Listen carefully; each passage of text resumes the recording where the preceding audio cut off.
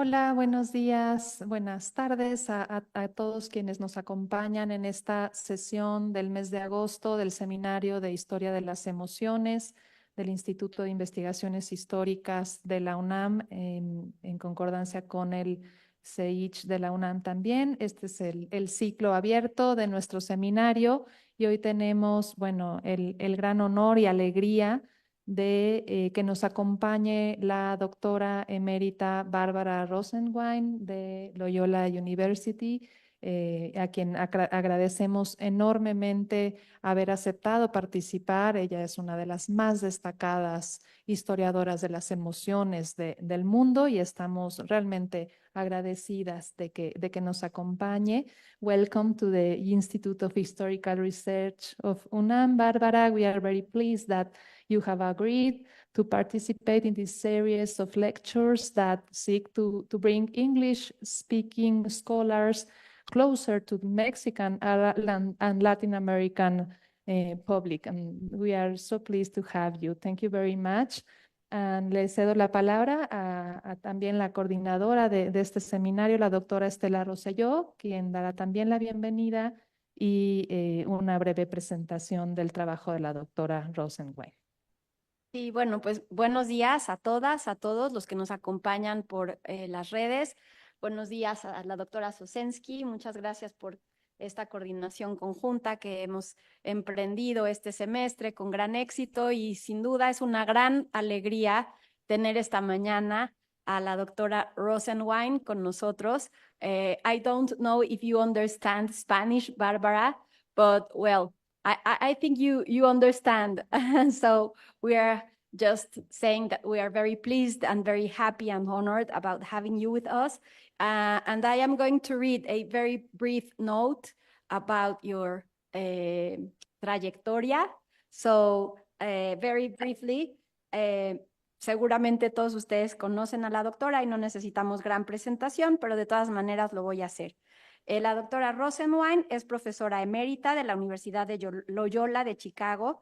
Desde 2009 ha sido investigadora asociada en el Centro para la Historia y las Emociones de la Universidad Queen Mary de Londres. Además, ha dado conferencias en todo el mundo bajo la línea de investigación de Historia de las Emociones y algunos de sus libros pues, más importantes, por ejemplo, son Love, a History in Five Fantasies, Anger, The Conflicted History of an Emotion. Sus publicaciones reflejan un interés muy importante por la historia de la Edad Media. Entre muchas de sus monografías sobre ese tema se encuentran Be the Neighbor of Saint Peter, The Social Meaning of Clooney's Property, Negociación del Espacio, Poder, Moderación y Privilegios, El pasado de la ira, los usos sociales de una emoción en la Edad Media y, por supuesto, el importantísimo libro de comunidades emocionales en la Alta Edad Media que todos citamos constantemente en nuestros trabajos. Es un concepto sin duda fundamental para hacer historia de las emociones y hoy tenemos también el gusto de anunciar para el público hispanohablante esta nueva publicación que seguramente disfrutaremos mucho de Winter Dreams, A Feelings History of Old Age.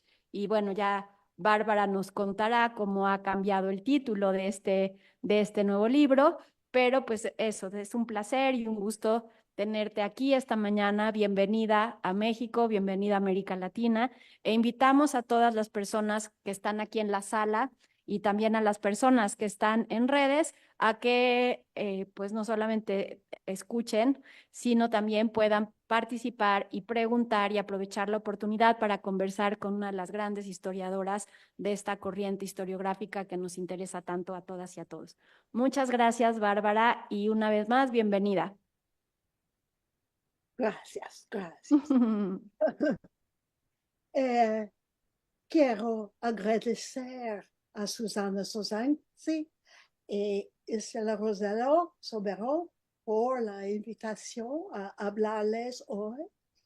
Solo lamento tener que hacerlo en inglés. Today I've been asked to speak about the events and ideas that animated my work as a historian of emotions. In fact, it was an unanticipated development.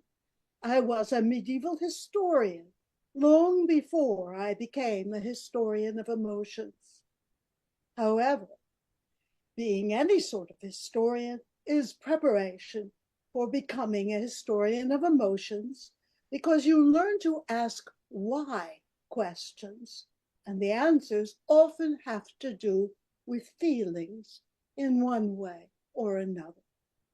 Certainly, it led me there. Now I'm going to share my screen so you can see a PowerPoint presentation.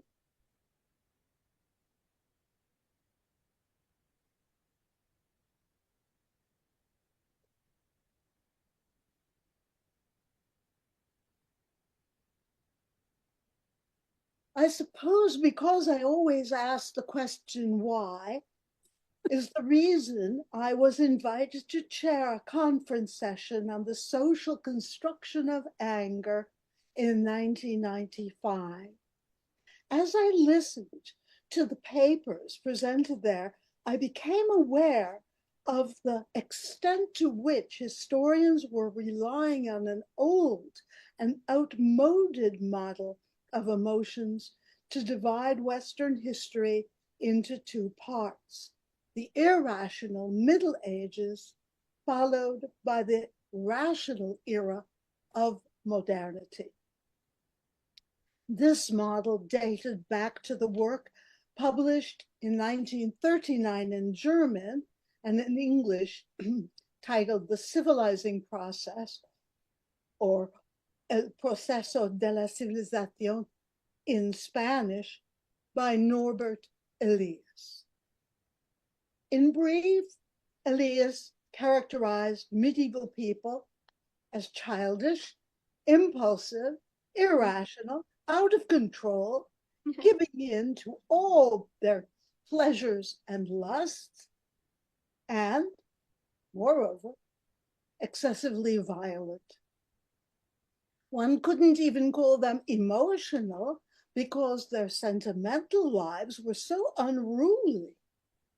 Modern people are the opposite. Their impulses restrained, their consciences developed. They keep their feelings under control as the price of flourishing in the complex and interdependent world we live in. We may now speak in this modern world of anger instead of fury, love instead of lust. Elias put the start of modernity in the 17th century or a bit before. I knew that Elias was wrong about the Middle Ages. I thought, in the first place, of the monks of Cluny, the topic of much of my research at the time. The monks were so careful to control their lusts that they kept a light on in the dormitory all night. Elias wasn't thinking of monks, of course. He had warriors in mind.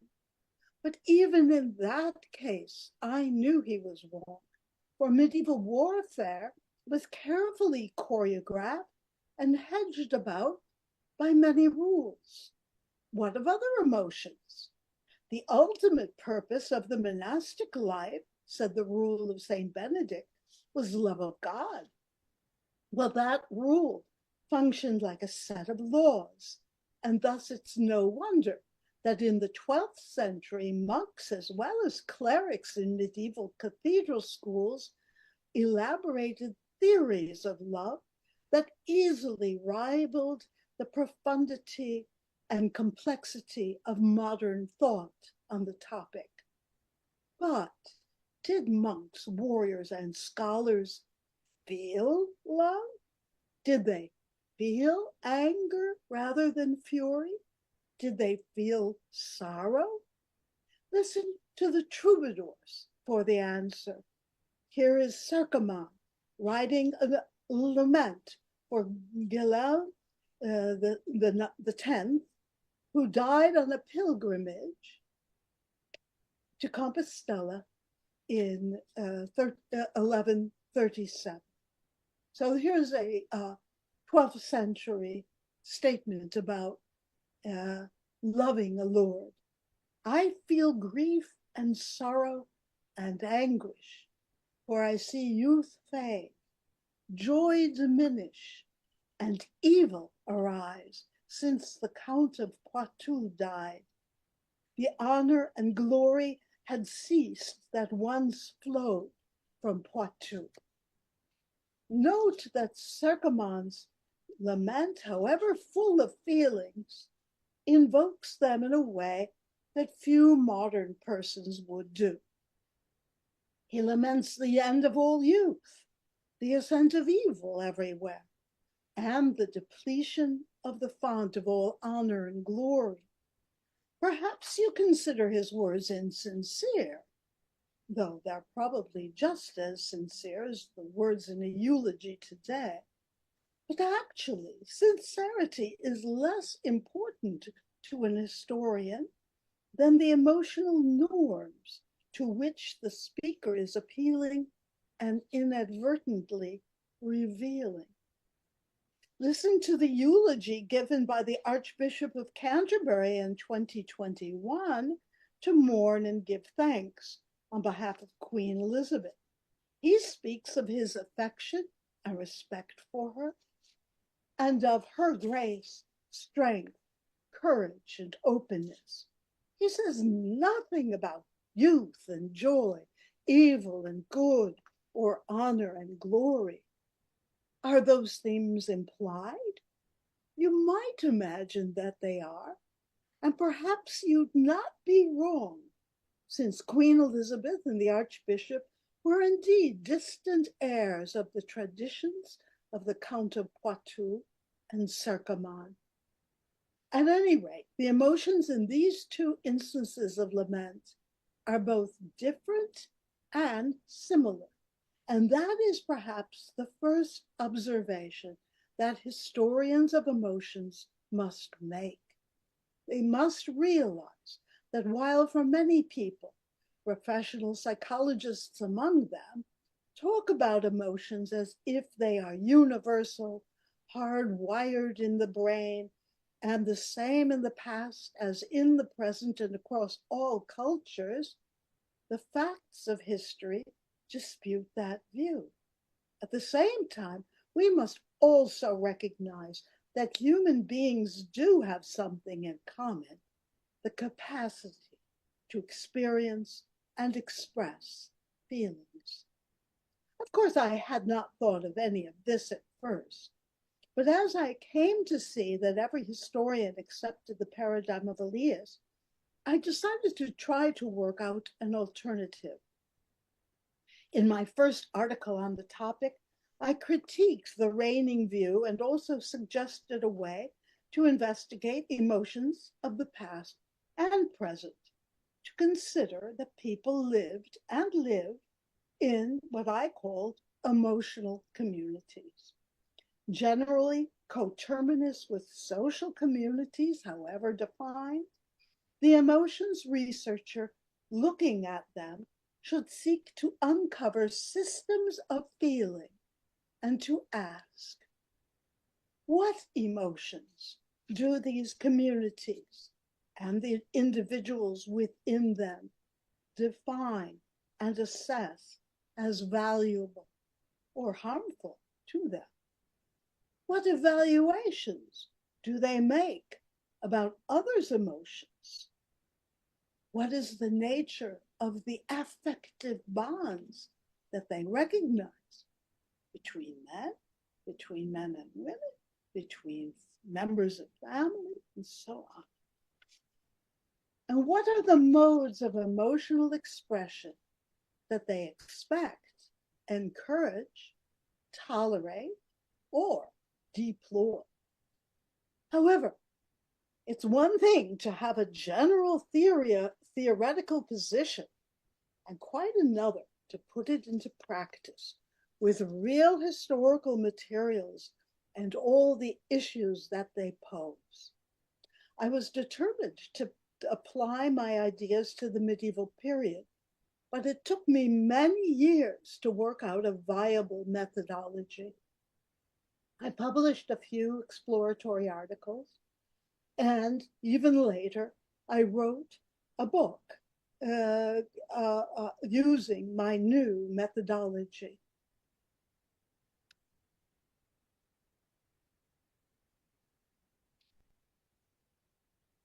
This initial study, which you see on your screen, concentrated on the Merovingian period, the 6th and 7th centuries, when Roman Gaul was just turning into medieval France. The Merovingian kings were the region's first royal dynasty, and their most important chronicler, Gregory of Tours, was famous for his tales of war, vengeance, and cruelty. And here's why. I mean, this is the kind of thing that Elias saw and thought was a very good illustration of the violence in Gregory of Tours. Rather than emphasize the seemingly wanton violence of the period, I looked at the emotional communities in that period and the feelings that they prized. I pointed out that Gregory's brutal episodes served to point up his group's contrasting emotional emphases, namely on loving bonds among dear friends and family members. Why then did Gregory pepper his account with furious scenes? He was a bishop, and his preoccupation was the salvation of his flock. Love didn't interfere with salvation, hatred did. Gregory focused on violence, not because it gave him the pure joy of giving into his primitive instincts as the civilizing process would have it, but because pointing out sinfulness was part of his job, and also because, no doubt, it was in his self-interest to present himself as a man of peace in the midst of the ungodly. That initial book of mine in the history of emotions was criticized by other researchers in the field. And I should say that by then, and not particularly because I was working in it, but just because I was part of a tide of historical interest in the history of emotions, there were a lot of other researchers in the field. And the criticism that I got was that I treated static groups that didn't change over time. So that comment told me I had to deal with more clearly with historical change. And that, in part, is why my second book on the topic covered the long period 600 to 1700. And it argued that historical change was both signaled and caused by the ascendance of one emotional community and the marginalization of others. That different emotional communities could exist at the same time, even at the same place. That theories of emotions that were preeminent in each period interacted with how feelings were felt. And they could even promote a certain kind of new emotional community. For example, today, we think that emotions come from the brain, they're in the brain. So neuroscientists are always looking at the different parts of the brain. But earlier centuries associated emotions with the heart. That has a lot to do with how people feel.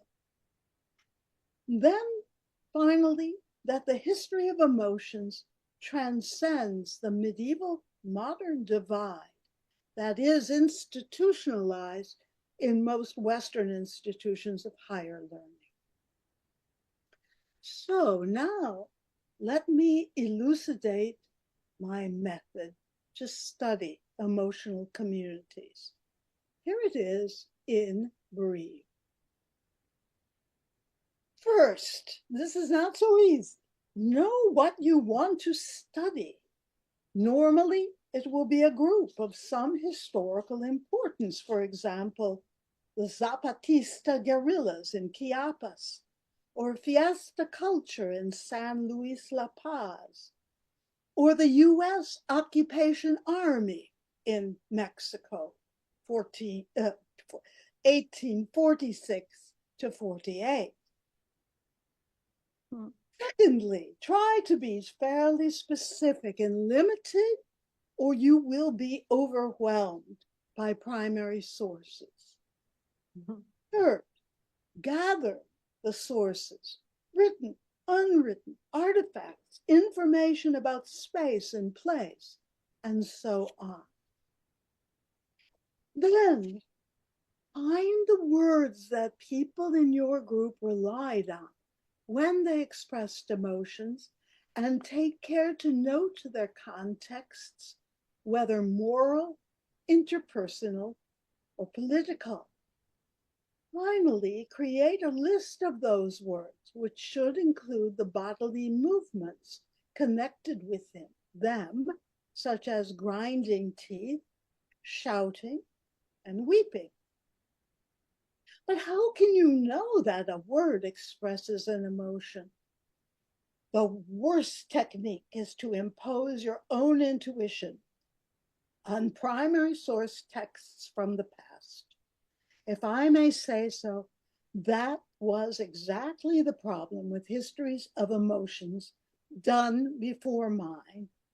Consider why Norbert Elias labeled medieval people immature. It's because he imposed on them his own standards of emotional expression. But when historians confront topics such as government or religion, they don't imagine they can use modern assumptions about the state or religion, nor should this historian of emotions. For the emotional life of the West, my major field of expertise, I had, luckily, the systematic discussion of the passions, or pathe, in the rhetoric of Aristotle and other ancient philosophers. His discussion included words for passions that may be considered the ancestors of common modern emotions such as anger, fear, and so on. Even though we must also recognize that his passion words included terms that seem far from our emotional vocabulary, such as mildness, which he considered to be a passion. Those observations suggest both the longue durée and change over time, which is exactly what historians look for. Starting with Aristotle, I turned to Latin authors and was able to discover where their lists of emotions coincided with or contradicted.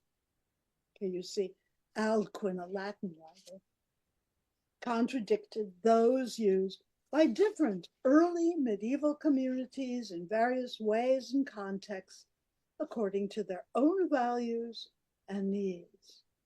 My goal was not simply to draw up lists, but also see which words or group words of words, such as love, amity, affection, were prioritized across the dossier as a whole. That was very exacting work involving observing word counts and word clusters. By the time I finished Generations of Feeling, the history of emotions had become a hot topic internationally, with funding and centers in Australia, Germany, United Kingdom. Not to say I inspired that. A group guided by Ute Frevert at the Max Planck Institute for Human Development in Berlin, became particularly important because its participants worked together in what Jan Plumper called a field tank. And in France, medievalists Damian Bocquet and Peroushka Nagy started a blog and a series of conferences that explored the study of emotions systematically and included input specialists in the sciences. Bocquet and Nagy's program of research, which started in 2006 with the topic of sources and methods, merged with the focus of the Max Planck Institute in 2010, when in their fourth conference, Bocquet and Nagy took up the issue of the body in emotional expression. The body had never been my emphasis, though I certainly talked about emotional gestures, such as kissing, and emotional behaviors, such as crying. But since 2010, the body has become the focus of many historians of emotions. Since it has become, as it were, the new frontier of the history of emotions, let me say that I too have found it very useful in my work. However, I cannot say that it has for me overridden the importance of words and word clusters to understand the salient features of most emotional communities. And because I think that the attitudes people have had about their bodies influence how they experience emotions, I find it incorrect to assume that practices have always been emotional. So, for example, the Stoics of the ancient world denied the importance of shivering with fear or reddening with anger because they judged such things as first movements, not as emotions. Shivers were simply warning signs, telling the Stoics that he or she was on the verge of having an emotion. Then the Stoics reassessed the situation to prevent a real emotion from taking over, at least a bad emotion. They did accept some good emotions. Or if the emotion were to happen, take over, they knew that their very being would be overwhelmed by passion, and they would be no better than a witless wild beast.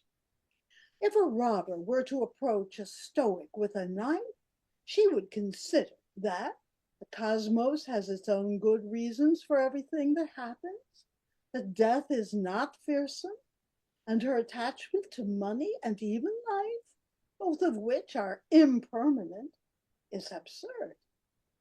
So, in my view, it's more important to say that shivering was not an emotional practice for Stoics than to say that shivering is always evidence of fear.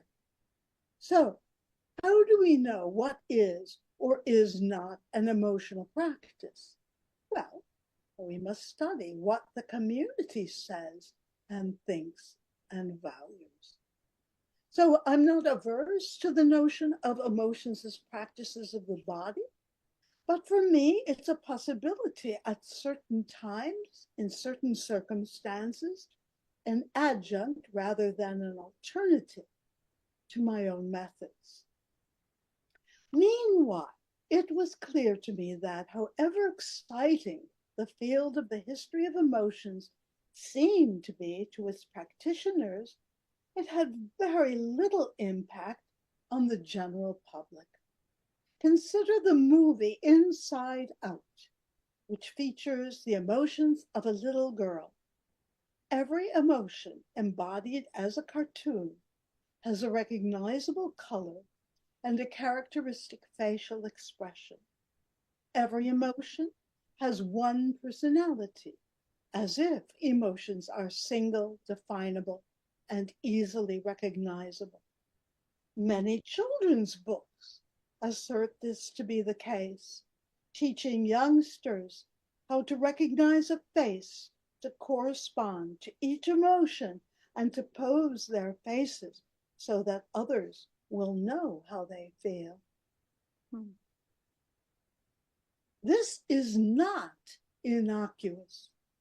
Held up as the most up-to-date science, it occludes the many ways in which emotions may be named, felt, and expressed. It leads to negative judgments of people who do not play their emotional roles as expected, and it is intolerable for people with facial disfigurements or paralysis. By contrast, the history of emotion shows that we often feel emotions that we can describe only inadequately with the emotional vocabulary that we have, that some emotional lexicons have been much larger than ours, and that feelings often do not come in singletons. Think of the many times in which you've been both angry and sad at the same time. Histories of emotion have the potential to free us from our culture's self-imposed limitations. Those are some of the reasons why I decided to write for the general public rather than only for specialists in the field. In my first such book, I wanted to show how crucial the emotion of anger is in discussions of ethics, and how even seemingly objective scientific views have fed into that tradition. This book allowed me to include a variety of cultures, dating from the time of the Buddha, 5th to 4th centuries BCE, to our own day. Anger, like all emotions, has moral implications. I want to stress this point. Buddha rejected anger absolutely. So did the Stoics.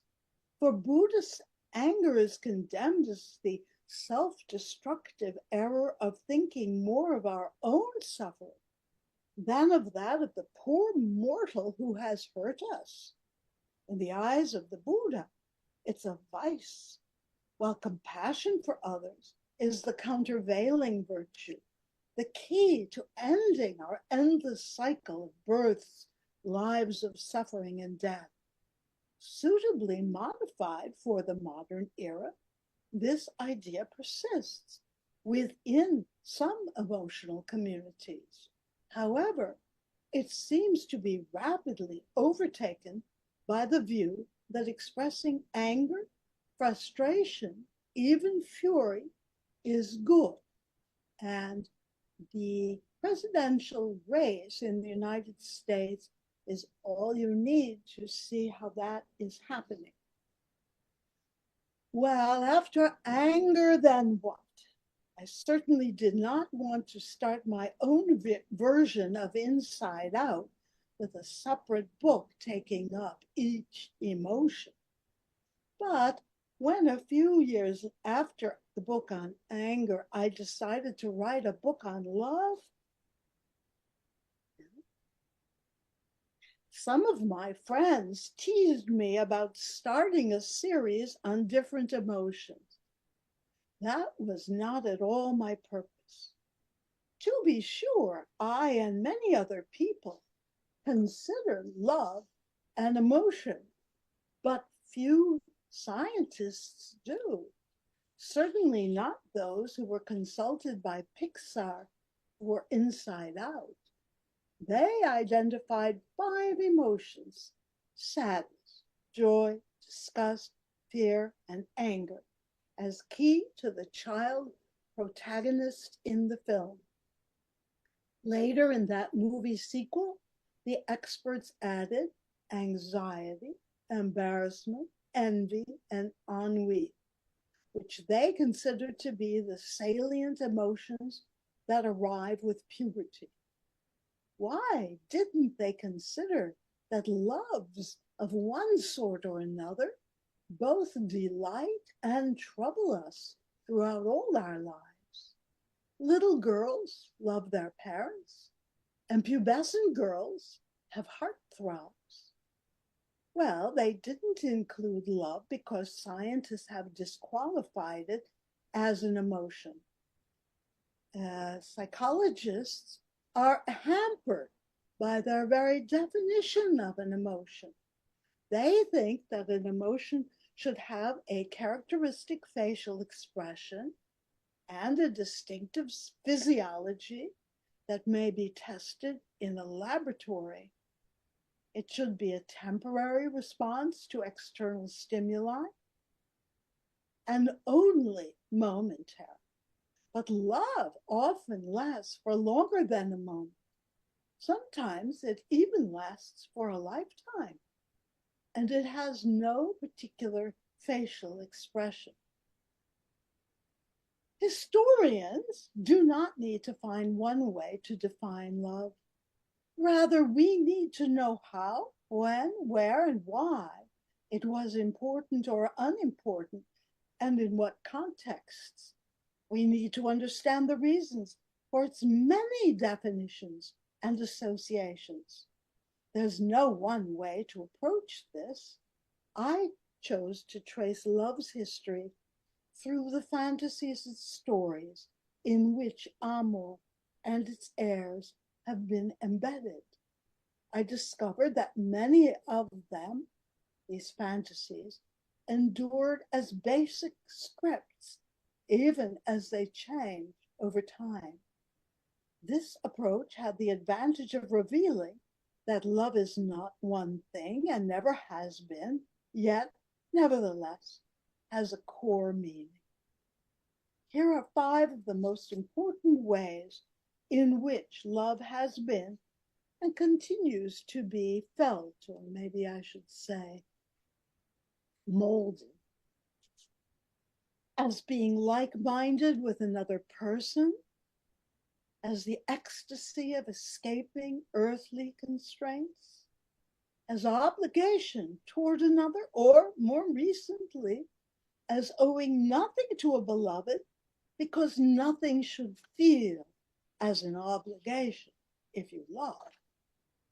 Often, as in number 4, it is an obsessive attachment, which is why some psychologists wish to liken it to an addiction. Or, as 5, it's the opposite, a desire to move on, to flirt, to flit, and to flee. I hypothesize that the experience of love, like every emotion, can be so overwhelming and messy that it is managed via cultural molds that have certain traditional shapes, even as they are changed by every epoch. Individuals, too, may add their own personal touches. Consider, for example, the theme of like-mindedness.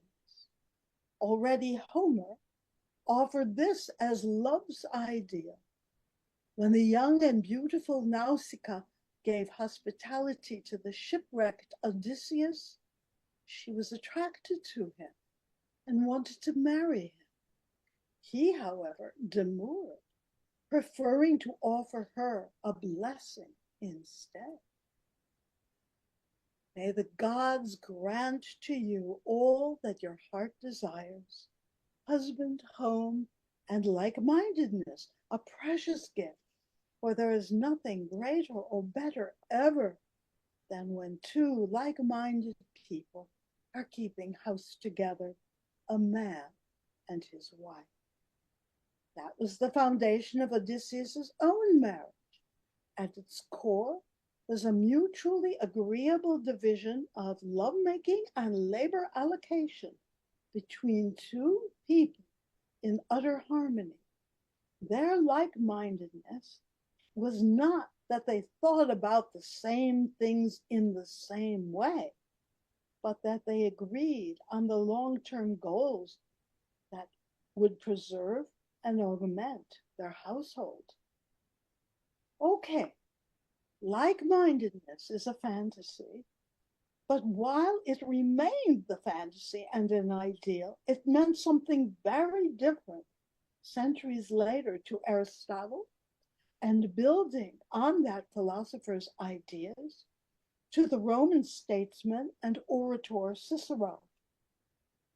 For them, like-mindedness was the experience of two male best friends who pursued virtue together, living under the same roof when possible, sharing their joys and sorrows, and agreeing in policy, pursuits, and opinions.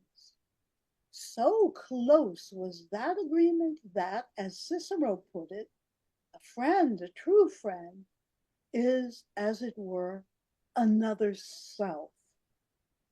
Their souls mingled so fully as almost to make one out of two. And today, the fantasy of like-mindedness lives on, for example, in the dream of finding a soulmate. To bring you fully up to date, I did not follow love with fear or sorrow. Instead, I was struck by the current debate about the age of the US president and his declining abilities. I was intrigued, too, by the anxieties that were being expressed all about me, about an aging population. That fact that the population is getting older could have aroused any number of emotions. Happiness that grandpa will be around longer, excitement about the glowing future ahead for young people, greed at the thought that there will be still more consumers to buy.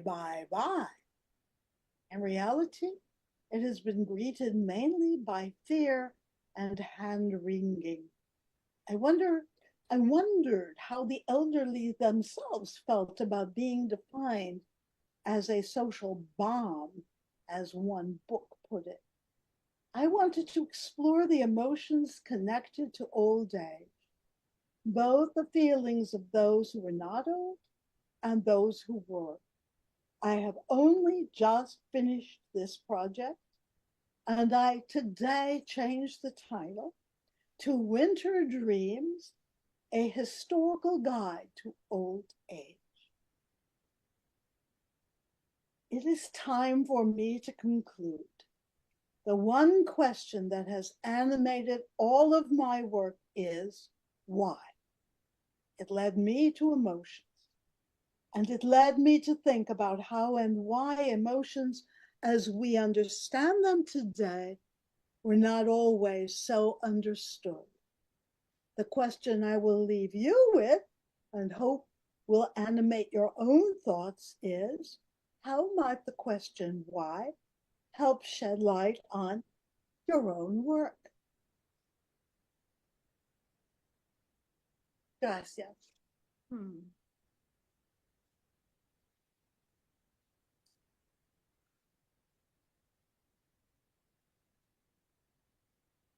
Muchísimas gracias, Bárbara, for this wonderful talk. You leave us with many, many questions, and we want to have a conversation with you now. So I will ask our audience if they have any questions or comments. And yes, here, for example. Perdón, tenemos la opción de que hagan sus preguntas en el canal de YouTube donde está transmitiéndose en vivo la conferencia. Para quienes nos acompañan en Zoom, también pueden pedir la palabra a través de Zoom o hacerlo a través del chat. Y tenemos también público presencial y les damos primero la palabra a quienes nos acompañan de manera presencial. Gracias. Gracias por darme la palabra. Good morning, Professor Rosenbaum. Thank you for your conference. My name is Lucia Esposito. I'm a PhD student under the direction of the Professor Rosa Medina Domenech from Spain. She told me to say hello to you on your behalf, on her behalf. Yes. And yeah, I have a question about the concept emotional communities. And it's what do you think are the nuances we as historical researchers have to take into consideration to construct our research, including this concept? I wanted to ask you this because I have been seeing and reading a lot of influence of your concept in social research down in the Gender Studies Institute back in the University of Granada in Spain, from when I'm from. But sometimes we have been seeing that your concept have been applied with presentism, such as you suggested before with as Norbert Elias did. And thank you. Thank you so much. Thank you, guys. What do you have a question that I should answer? Yeah, did. Sorry. What do you think are the nuance we as historical researchers have to take into consideration to construct our research concept emotional communities? Okay, that's a wonderful question, and I I have thought a little bit about that because emotional community doesn't mean that everybody within that community agrees on every single point. They have different emphases. They have their own individual ways of expressing themselves. And that is something definitely to take into consideration. What I was trying to do with emotional communities was show that, well, the historian can hive off a certain group from an emotional point of view. But then if you're looking just at the internal dynamics of that group, then of course you want to look at some of the differences, which will give you a better sense, really, of the commonality of emotions within that group and where people deviate from that commonality.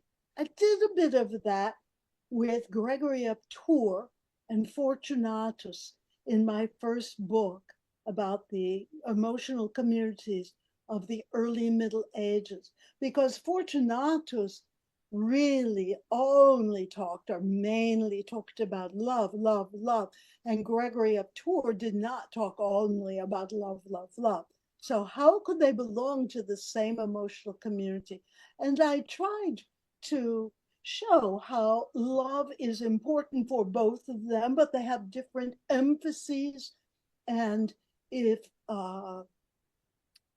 I had more people as part of that group, I would have yet more emphases, which could only enrich the discussion. And so I think that your observation that the emotional researcher needs to look at the nuances is very important.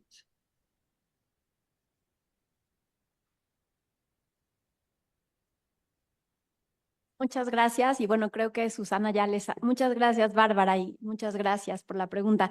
Creo que Susana ha pedido ya que abran sus pantallas y es muchísimo mejor verlos a quienes están acá, a los amigos, a Javier, a Lady, a todas las personas que nos acompañan.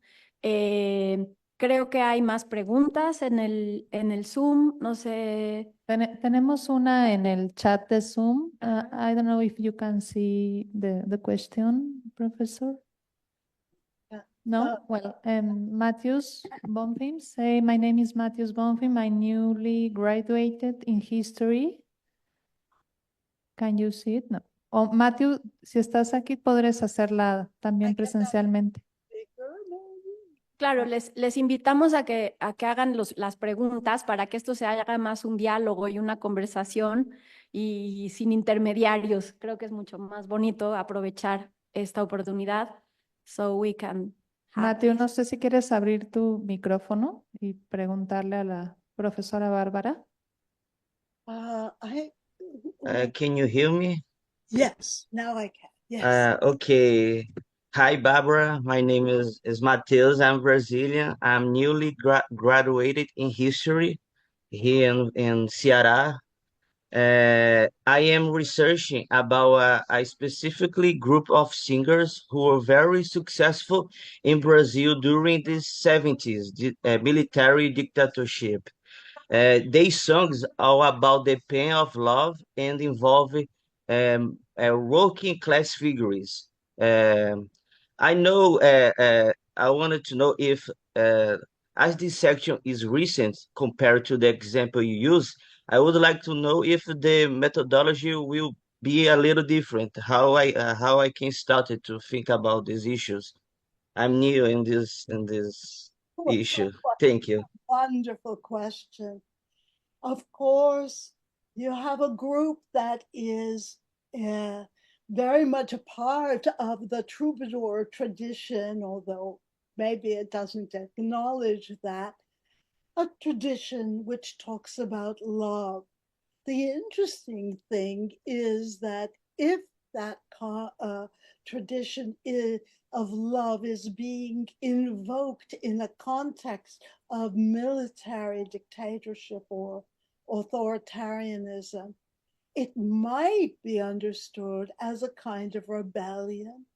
And you might want to think about how people in that government, if you can find uh, the sources, how they talk about love, because they may talk about it quite differently from your group. And that would be a very interesting way to look at both a kind of intersection, uh, how your group, I forgot the name of your group. What was it? The name of your group? Well, whatever it was, how they interacted with their own context, political context, and yet differentiated themselves from it. That's one way to be thinking about it. I see another Sí. We have another in YouTube. Mariela Leo. Sí, sí, si la quieres, bueno, la voy a leer de Eduardo Martel en YouTube, Bárbara. And he says, thanks. What difference exists, if it exists, between the categories of emotional practice? I remembered Margaret Wetherell, and emotional practice. I remembered the Stearns. Emotional experience and emotional practice. Emotional experience, emotional practice, yes. Well, emotional experience will take in more than just gestures. Emotional practice will be, as you might note from a recent book on enthusiasm, has to do with much more with gestures and how those gestures both express enthusiasm and induce enthusiasm in those who are watching it. And so then you have emotional experiences which could be just internalized. You don't say anything, you don't move, you don't gesture, you don't practice how you're feeling, and you might feel that way at one moment. It might not be the practice of your whole group. You might just feel that fleetingly or something like that. So emotional experience is huge. The emotional practice, at least as I understand it, is mainly the body's movements, the body's activities, the body's practices, walking, running, jumping, so on. And then you asked about Stearns. Well, Stearns, I think you asked about Stearns. Stearns's emotionology is really about idealized emotions, normative emotions, which may or may not influence a group. In the chat, I see Mariela Leo. Do you see? Es Javier Moscoso. Javier, si quieres. It's me, Susana. Sorry, but I think Barbara is reading the chat from Zoom. Sí, Sí, sí. y la pregunta Mariela. es de Javier Moscoso. Is it my question? I was wondering if we could. I think I wrote directly to Barbara. Sorry, I must wrote Ah. in some way that I'm so sorry. Okay, That's no fine. problem. Fine. Javier. Can you hear me? Sí, Yes. muy bien. Yes, well, wonderful seeing you all, even, I mean, at a distance. I mean, all the best to my friends there, to Stella, to Susanna, and nice to meet you again, Barbara. My question is a double question. It is very simple. It is about gender. I mean, I was wondering which is the role that gender has played in your historical understanding of emotions. And then I was also curious about, I mean, your last book, which I haven't read yet, but it is about old age, but it is always a curiosity. I mean, the Max Planck for the Human Development was also working on emotions in children and in those people who, well, lack, say, language facilities. And I was wondering if you could please say something about these two issues. Thank you very much. Thank you. Let's see. Well, the first question is, how does gender enter into this? And it must enter into the historian's mind. The historian must ask, is this that I am saying about the emotions of a group true also of the women in that group? Are there women in that group? The historian must always be asking about a women's group. What are the if there are any men in it, what are the men's emotions within it? But sometimes the difference is minor. I think, for example, of the emotions of the levelers of England, the revolution, the pre-revolutionary period in England, where men and women were both involved, and they both emphasized the same emotions because it was for a political cause that they both believed in. So the researcher mustn't jump to the conclusion that women are always going to feel differently than the men, but it is very important for the researcher to think about it. And now your second question was, I'm sorry. About children and people with language difficulties. Thank you. So for children, they mainly read children's books and looked at, it was more a question of emotionology. What emotions are children being induced to have, rather than looking at children's, interviewing children about how they felt about such and such. For my old age book, I tried to look at two things, and they're very different, although they interact. One, how do people not old think about the old people of their time? both the old people in their families, but also the old people in general when they see an old person on the street or whatever. So that's, and then how does the old person feel? This is not easy, obviously, but I pulled together poetry, drama, where you do get different points of view, uh, um, art, sculpture. Um, uh, so I used a huge variety of sources where I could. I used diaries. Where I could, I used epitaphs. Um, uh, Anything that I could get hold of that would elucidate both the different groups, the different feeling of young and old, but also their interaction, because old people are not separated from the young, those who are not old, and they participate in that same society. And they often share the prejudices of or the high opinion of those who are viewing them. For example, a friend of mine walked into uh, an assisted living home. She needed to be there. She had to be there. And she said to me, the first thing I thought was, oh, there's just a bunch of old people. This is the modern view. Yeah, yeah. So she felt, yeah, she felt as if she were not old, which a lot of people today, older people today, claim to feel, wish to feel.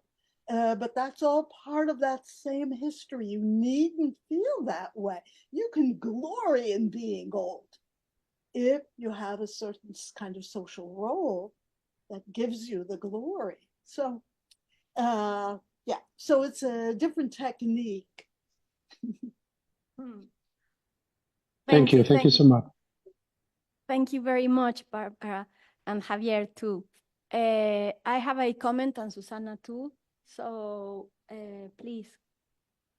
Um, I want to underline the amount of work, reflection, study that is need to reach the conclusions you have reached, and the way you have put them forward is very helpful. Helpful to students and colleagues that who are approaching to the subject. Thank you very much. We have reached a historical moment where there is a certain obligation to speak and clearly expose our emotions. And I think the example you give of how today about certain cultural productions are establishing one way to express emotions, one single way to express emotions is important, very important, because these forms construct certain types of subjects, subjectivities, and communities. What kind of subjectivities, I don't know, do you think are being constructed by mass media today in this only way to express emotions? What do you think? Well, I agree with you that there is a certain constriction now in the kinds of emotions that we talk about, and therefore that we feel, because we don't know we're feeling an emotion unless we have a word for it, or we open up. I think that open up to other possible words, other possible vocabularies. I'm always hopeful for people, that people are endlessly creative and endlessly also uh, uh, willing to buck the norms and find new vocabularies of expression. I don't think we're stuck in an era in which we're all going to feel the same way or look the same way when we feel one way. However, it's easy. It's easy. And it's been always easy. Words like anger, or let's say in Greek, orge, or let's say in the Middle Ages, ira. Those words are so simple. It's so easy to say, I feel anger. And you're crowding into one word a huge amount of feeling, an experience that cannot be compassed really by that little word. So I think that no matter how many emojis we get, we do need uh, uh, uh, to expand our emotional vocabulary. And I think we will. I think we have to because we're feeling beings. And in that sense, we must. And we're feeling and we're verbal. So we should be able to do that. But it is very hard. Now we have to rebel against a huge weight of propaganda, really. What William Reddy would call an emotional regime. But as William Reddy says, every emotional regime produces dialectically its own emotional refuge, which is going to find a different mode of feeling. Thank you. Thank you. Thank you very much. Eduardo Martel has another comment or question, but I am going to ask mine or comment mine. And I'm also very, very interested in your new book. I'm eager to reading it and looking forward to it. And you told us that maybe it will be published in Spanish too, so that would be great. Maybe. That would be wonderful. And I was thinking about this thing that you were telling us about this adversity or the way in which some one of your candidates to the presidency in the United States kept talking bad about old age as if being old is bad or is less. But it's interesting who feels old and who doesn't feel old, you know, because he's not the most uh, young person, but he's like the old are bad and we young are good or something like that, you know. And I remembered my great grandmother when I asked her, are you going to wear this dress? No, I will keep that for when I am old. And she was like 87, you know. So I was interested on how these communities, emotional communities, are constructed within and also out of them. I don't know if I'm making myself clear, but Yes, but you're asking the question that the whole book is meant to answer. It's a huge question. Mhm. What all I can say is that if I think, for example, about the early Roman Republican period, there was a premium on feeling old, being old, the wisdom of old age, the wrinkles of old age. Mm. This was shown. It's not, nowadays, everybody airbrushes their photographs and yeah, they don't want to be on TikTok to show their wrinkles. I saw the other day a question on X, you know, oh, I see some wrinkles. What cream do you suggest I use?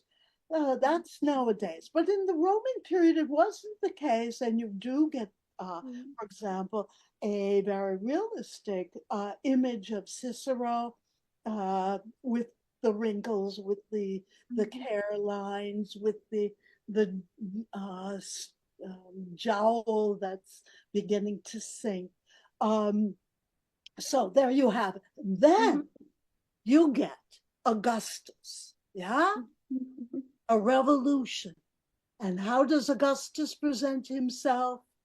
Even in middle age, he is on that prima porta statue, standing there, looking like a young Greek warrior of about 15. Yes?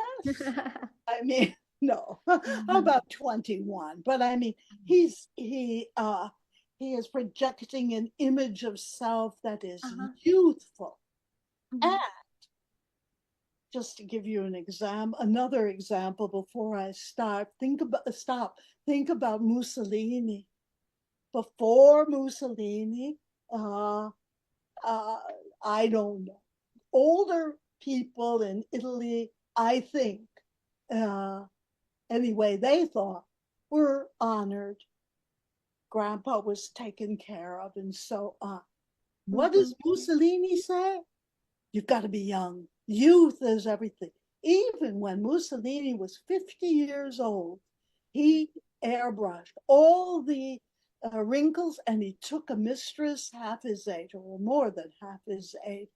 I mean, these things change, and often they change because of political revolutions like Mussolini brought to Italy, or like Augustus, or because other kinds of movements, such as religious movements, come to the fore and their values become most important. But I would say that even think about the fascist period in Italy, even then, there were people who honored their grandparents. This is never one way. No, you always find variation in larger societies, thank goodness. So, anyway, but what do I think of the presidential candidate who talked about old age as being a terrible thing? He'll say anything. Yeah. Yes. Thank you. Thank you, Barbara. I think Yolanda in the classroom is asking something, and then we have one last question, right? The the one you told me, but Yolanda, please. Good afternoon, Professor. I'm quite new with this theme. Would be my first approach to history of emotions, so I have like many questions, really. But I would like to ask. I was reading the other day this essay of Peter Burke. Does hope have a history?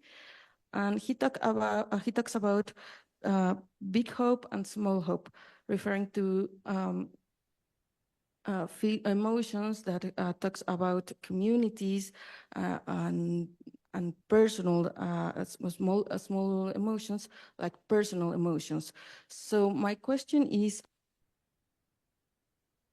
sorry, how do you do the relationship when you study your sources? I mean, your sources are personal, comes from personal emotions, like poetry, like letters, like a novel. But how do you do the relationship between personal emotions and emotions that talk about a whole community or a whole era? Okay, that is a wonderful question. I have a couple of answers. Let me give you my first, probably most important answer, which is that uh, even personal emotions, when they are expressed in poems, are not just personal because they are expressed for an audience. They are public. And in letters that often historically letters have been published, and so they are not just written for their recipient. Even a diary is, you would say, just personal, but I would say no. There are two people involved. One is the person writing the diary, and the other is the person who's presenting herself within the diary to herself. So we really got three people. You do not ever have this is my hypothesis, there is no such thing as a personal emotion that is not expressed, even if it's internally expressed. And once it is internally expressed and given a name, it has an audience, you yourself. And so all emotions are really communicative in nature. That's really, I think, their evolutionary importance.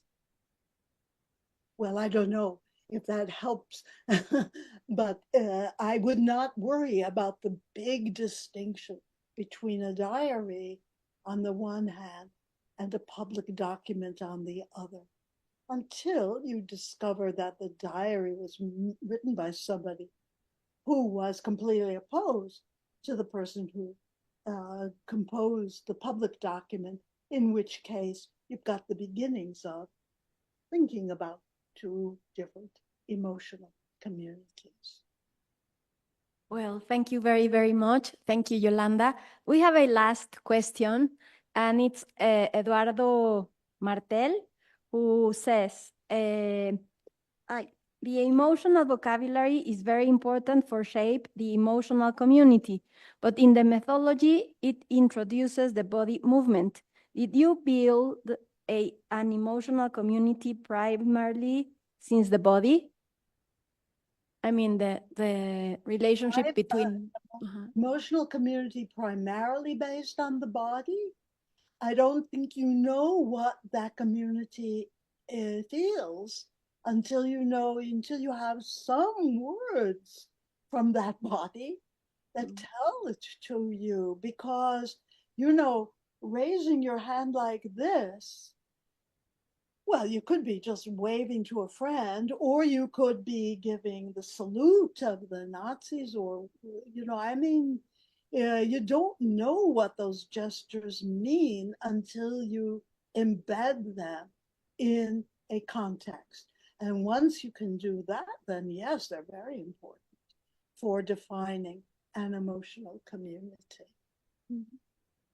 Thank you. Thank you very much. I think that was the last one. So we just want to thank you again very, very much. This has been a wonderful morning for us, and having you in the Instituto de Investigaciones Históricas and in the Seminario de Historia de las Emociones, in the CX, which we are building now. Well, we are really pleased and thankful again. Susana, muchísimas gracias. También a Alonso y a Alfredo, que nos han estado ayudando con la transmisión, a todas las personas que han estado aquí esta mañana. Margarita, qué bueno verte por allí también. Susana, no sé. Sí, thank you very much, Professor Bárbara. We are very pleased to have you here.